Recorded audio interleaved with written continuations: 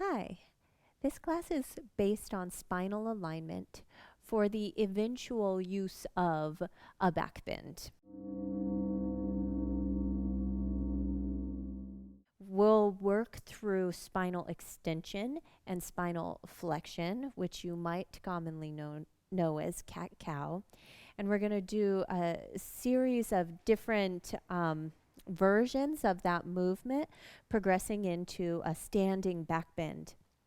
But this kind of alignment and movement from the pelvis all the way up to the head is going to help you with things like upward facing dog and laying down hero's pose and camel pose, a wide series of deeper back bends. So we'll start in a seat. I recommend, where possible, sitting here in Virasana. This is hero's pose. I have my feet a little wider than my hips and I'm sitting in between my feet. Now for me, my sit bones do not touch the floor, so I'm sitting up on a block that's wide and at its second height.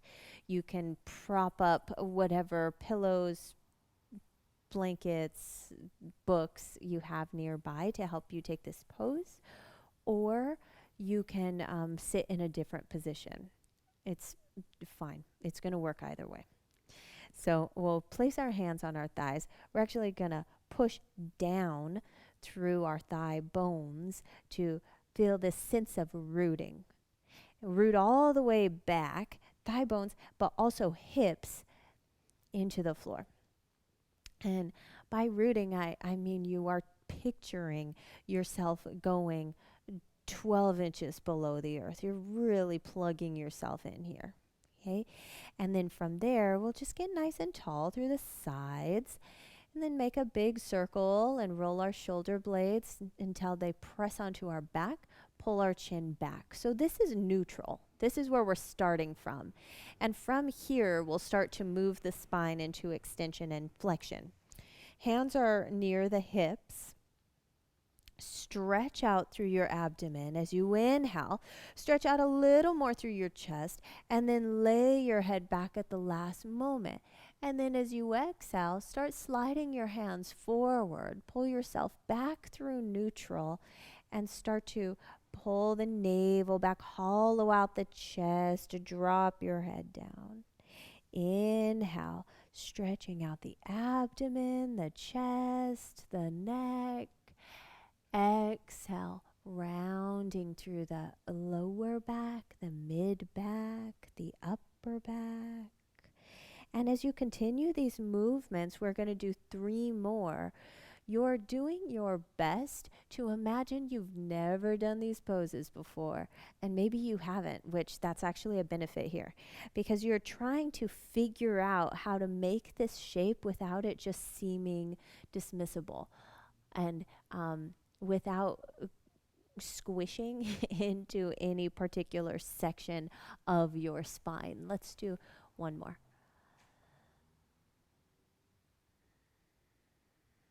So it's almost like you're moving each piece of the spine separately. Inhale, come back into a neutral spine and just feel for a moment. Do the front and the back feel equally long? Do they feel longer than they did before?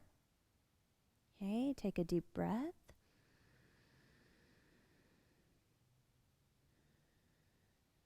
And then let's move on to hands and knees, a tabletop position. We're spreading out the fingers, spreading out the heels of the hands, stacking our shoulders on top of our wrists. Wrist creases parallel to the top of your mat. Okay? I'll try to avoid giving you all the alignment since we're focusing on the spine here. Knees are a little bit behind your hips, and from here we're just neutral, right? We're pushing down.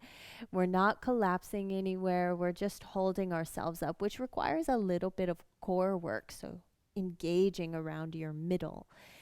You're going to keep that slight engagement as you tuck your tailbone under and tuck it as much as you possibly can. And then start to round through your mid and your upper back. Spread your shoulder blades apart on your back and then eventually let your head fall down. And then tuck your tailbone even more.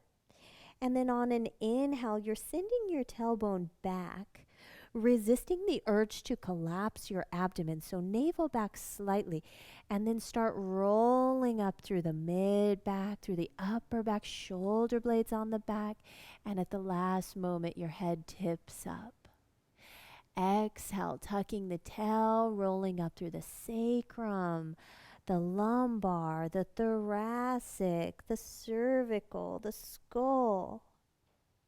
And then switching, tailbone up, pelvis down, stretching through the thoracic, shoulder blades on the back, a nice long neck.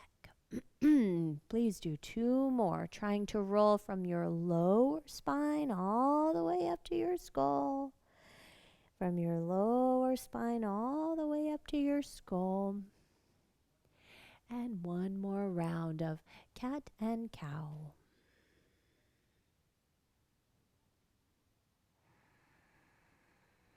You might start noticing, as we do this more, come to a neutral spine, that one direction is easier for your body to enter than the other. So if you think about it, you have this low back and this neck that are curving. Well, I'm like this, they're curving downward toward the floor. So they're going to love this back bendy shape. So we kind of have to resist the over curvature when we're trying to take a back bend, because we want all of the spine to participate. Okay. And similarly, when you're rounding your back, it's mostly your thoracic spine, maybe a little bit in the sacrum area, but mostly the thoracic spine. So your shoulders rounding is doing a lot of the work. Okay. Let's tuck our toes under.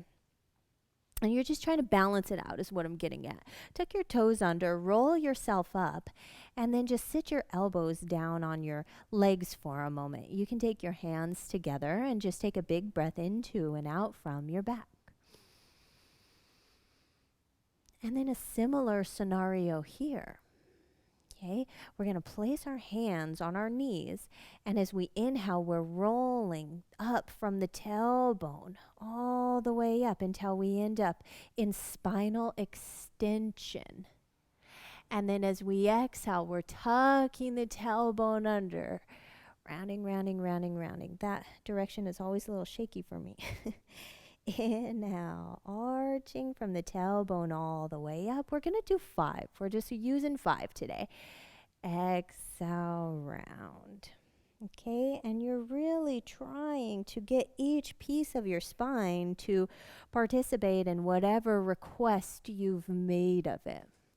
And in this scenario, you can feel how your legs are really having to work and help you out to keep you stable while you do these fun waves with your spine.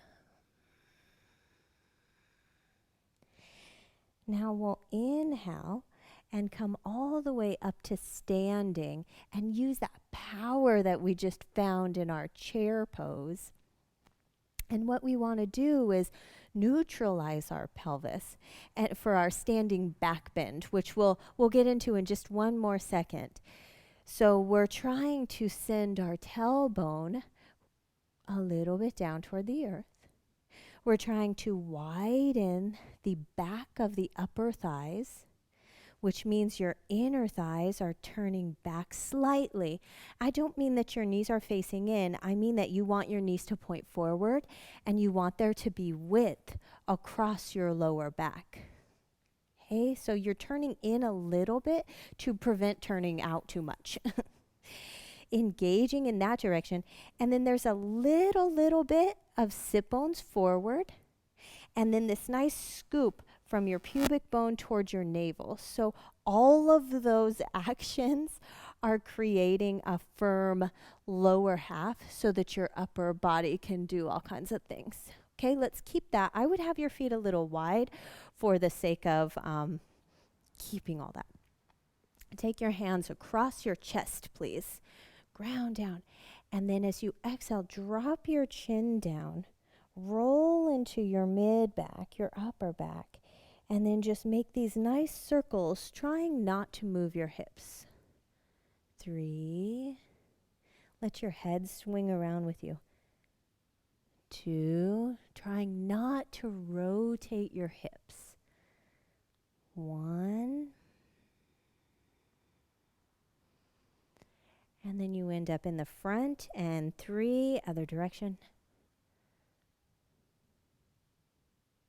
2, 1. And then you roll yourself all the way back up to standing. Take your hands to your hips and reactivate. Widen the back upper thighs. Like you can even take your thumbs and widen the back upper thighs manually. Tailbone toward the earth. Sit bones a little bit forward, lifting through your lower abdomen. Now we'll roll our shoulder blades onto the back and inhale. You can keep your head looking forward. Inhale, curl back a little bit, and then strengthen your abdomen and pull yourself up. Again, inhale, curl up and back. And exhale, strengthen to pull yourself up. Inhale. And exhale. Okay, so now you'll lift your arms way up in the air, let your elbows widen out, and take your hands behind your skull. From there, we'll take an inhale and get nice and long, and then we'll send our tailbone down, our sit bones a little forward, a lift in our lower abdomen, which is requiring a lot of effort in your glutes. Stand up nice and tall. Stand up even taller. Take a big breath in and just keep standing taller and taller and taller, laying your head back into your hands and allowing yourself to curl up and back.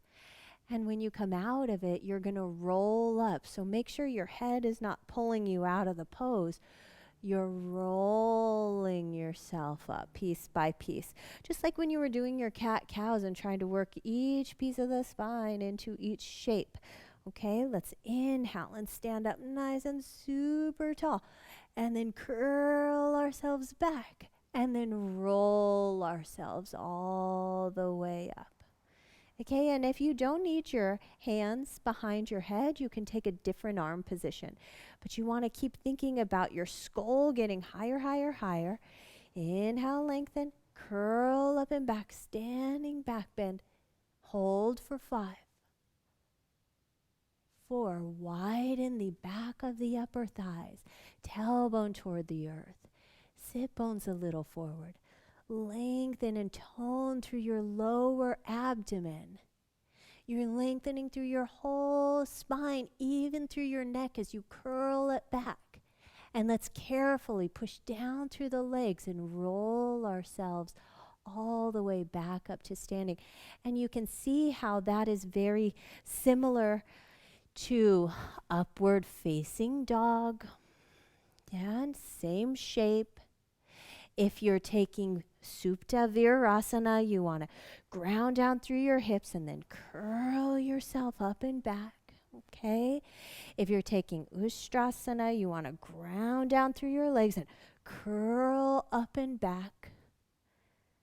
Okay, so you can utilize that in a lot of different forms. Thanks for joining.